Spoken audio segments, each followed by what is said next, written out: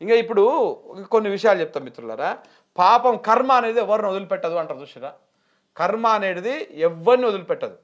అది నువ్వా, నేనా, రేవంత్ రెడ్డా, కేసీఆరా, లేకపోతే మోడా, వీళ్ళందరిది కాదు. కర్మ అనేది ఎవరిని ఒప్పదు. పాపం పండిన రోజున 100% అనుభవించాల్సింది. అది ఎట్లా చెప్తున్నా అంటే, కాళేశ్వరంలో మేడిగడ్డ ఉంది కదా, ఈ ఈ మేడిగడ్డలో ఒక్కటే ఈ మొత్తం బరాజులో అన్ని ఆందానికి ఉన్నటువంటి ఆ బరాజులో దాంట్లో పిల్లర్లో ఒక్క పియర్ కుంగింది.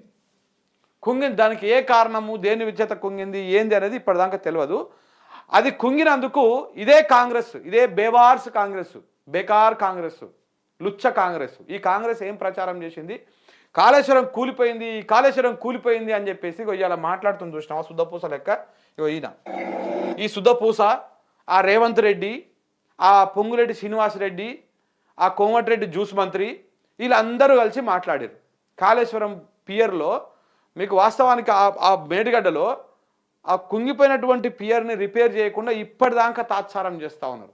ఇప్పటిదాకా లేట్ చేస్తారు. ఎందుకు లేట్ చేస్తారంటే వెనక పెద్ద కుట్ర. ఆ బరాజు కుంగిపోయిందనే సాకుతోటి మేడిగడ్డను బంద్ పెట్టిర్రు, అన్నారంని బంద్ పెట్టిర్రు, సుందిలని బంద్ పెట్టేసి అల్ల ఉన్న ఇసుకని బాగా పొక్కేస్తూ ఉన్నారు. పందికొక్కులు మెక్కినట్టు మెక్తా ఉన్నారు. ఆ ప్రాంతంలో ఉన్నటువంటి కాంగ్రెస్ నాయకులు, కాంగ్రెస్ మంత్రులు పందికొక్కులు మెక్కినట్టు మెక్కుతున్నారు. 100,000 కోట్ల రూపాయలకు దోపిడీకి పాల్పడతా ఉన్నారు అక్కడ. మీరు చూడండి, రోజు ఇసుక లారీలు. నాకు తెలిసి ఆ భూపాలపల్లి, ఆ మహదేవ్పూర్, ఆ బెల్ట్లో ఉన్నటువంటి వాళ్ళందరికీ తెలుసు ఇసుక లారీల మోత ఎట్లా మోగుతూ ఉంటుందో రోజు ఆ ప్రాంతాలల్లో. ఇదంతా దోపిడీ, నిలువు దోపిడీ. ఎందుకంటే ఆ బరాజులు బంద్ పెడితేనే వీళ్ళకు ఈ రకంగా దోసుకోవడానికి అవకాశం వస్తుంది. అట్లా కాళేశ్వరాన్ని, మంచిగా ఉన్నటువంటి కాళేశ్వరాన్ని ఎండబెట్టి ఆ ఒక్కటే పియర్ కుంగింది. ఆ పియర్ కుంగినా కూడా ప్రాణహిత నదిలో నుంచి వచ్చినటువంటి వాటర్, ఇటు గోదావరి నుంచి వాటర్ని రోజుకు 1 TMC ఎత్తిపోసుకున్నటువంటి అవకాశం కూడా ఉంటుంది కన్నెపల్లి పంపులు ఆన్ చేసుకొని. కానీ అట్లా వేస్తే పైన అన్నారం నింపాల్సి వస్తుంది, సుందిలను నింపాల్సి వస్తుంది, ఎల్లంపల్లి నింపాల్సి వస్తుంది, మళ్ళీ కాళేశ్వరం అంతా రన్నింగ్ అవుతూ ఉంటుంది పూర్తి స్థాయిలో. అట్లా కావద్దు, అట్లయితే కేసీఆర్కు పేరు వస్తుందని చెప్పేసి వీళ్ళు ఈ ఒక్క సాకుతోటి మొత్తానికి 3 బరాజులు బంద్ పెట్టి గోదావరి నుంచి ఎత్తిపోసుకునే అవకాశం లేకుండా చేసిరు. ఆ ఎల్లంపల్లిలో ఏమొస్తాయి, వచ్చినప్పుడు వరద, రానప్పుడు బురద అన్నట్టు. వానాకాలం ఆ వరదలు వచ్చినప్పుడు మాత్రమే కొన్ని నీళ్ళు వస్తాయి. ఇప్పుడు ఎల్లంపల్లి దగ్గర పడ్డ డెడ్ స్టోరేజ్కి వచ్చింది. ఆ పైన ఉన్న SRSP అంతే ఉన్నది, ఇటు పక్కన ఉన్నటువంటి కడెం అంతే ఉన్నది. ఎక్కడ కూడా ప్రాజెక్టులలో నీళ్లు లేవు. కానీ మన కింద ఇక్కడ మేడిగడ్డ దగ్గర నుంచి నీళ్ళు పోతూనే ఉన్నాయి ఇప్పటికీ. ఇది ఎండాకాలం ఆల్రెడీ స్టార్ట్ అయింది కదా.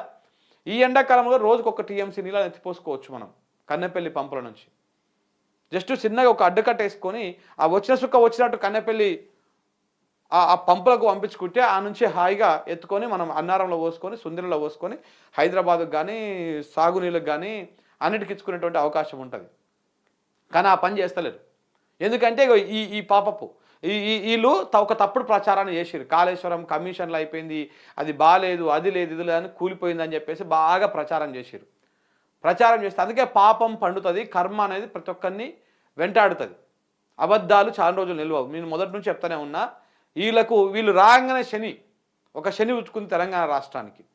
వీళ్ళు రాగానే ఆగస్టులో ఏమైంది, ఆ నాగార్జున సాగర్ దగ్గర ఉన్నటువంటి సుంకిశాల రిటైనింగ్ వాల్ కూలిపోయింది. దాని మీద ఈ మీడియా మాట్లాడలే. ఆంధ్ర మీడియా ప్రధానంగా ఆంధ్ర మీడియా, పచ్చకుక్కల మీడియా ఉంటుంది ఒకటి, కమ్మ సామాజిక వర్గం మీడియా, అది అసలు మాట్లాడదు దాని గురించి. అది మాట్లాడదు. అది దాన్ని అట్లా చర్చ లేకుండా చేసిరు.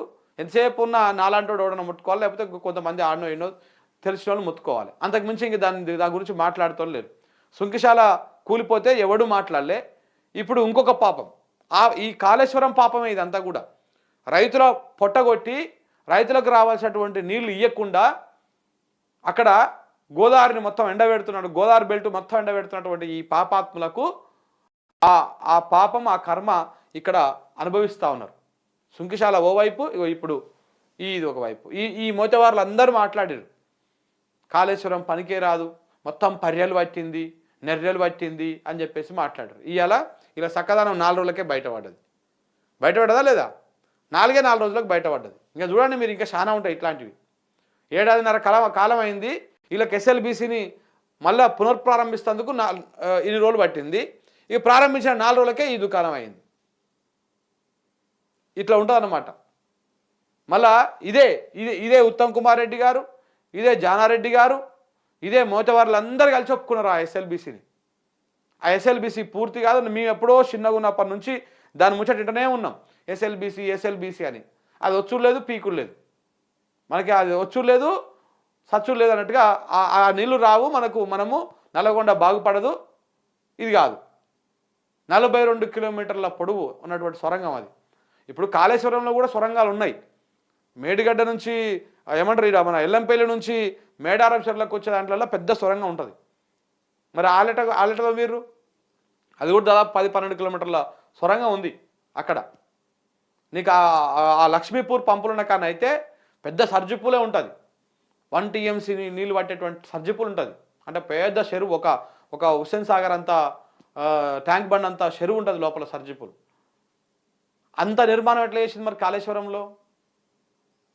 పని మీద శ్రద్ధ ఉంటే, కమిట్మెంట్ ఉంటే అట్లా అవుతుంది. ఇక మన సార్వాడు నిన్న పోయిండు, రుమాల కట్టుకున్నాడు, పోయి ఆడ మాట్లాడిండు, ఎవరికి అర్థం కాని ముచ్చట్లని చెప్పుకొని మెల్లగా జారుకొని బయటపడ్డాడు. అయిపోయింది, వచ్చేసి హైదరాబాద్కి వచ్చేసిండు. మళ్ళీ ఆడ ఉన్నోళ్ళు 8 మంది ఉండని, పీకని, ఏమన్నా కానీ ఎటన్నా పోని. ఇంకా తెలుగు వాళ్ళు లేరు ఇంకా అందులో. అంటే తెలుగు వాళ్ళు అయినా ఎవరైనా వాళ్ళ ప్రాణాలైనా ప్రాణాలే.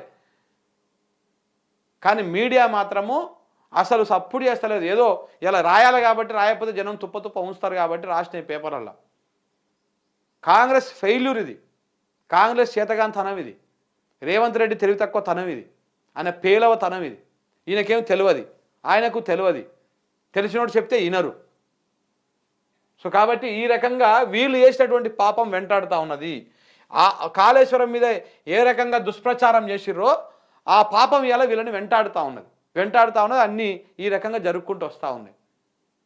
సో కాబట్టి కర్మ అనేది ఎవరిని వదిలిపెట్టదు. ఇప్పటికైనా రేవంత్ రెడ్డి వీళ్ళందరూ కొంత సోయిలోకి రావాలి.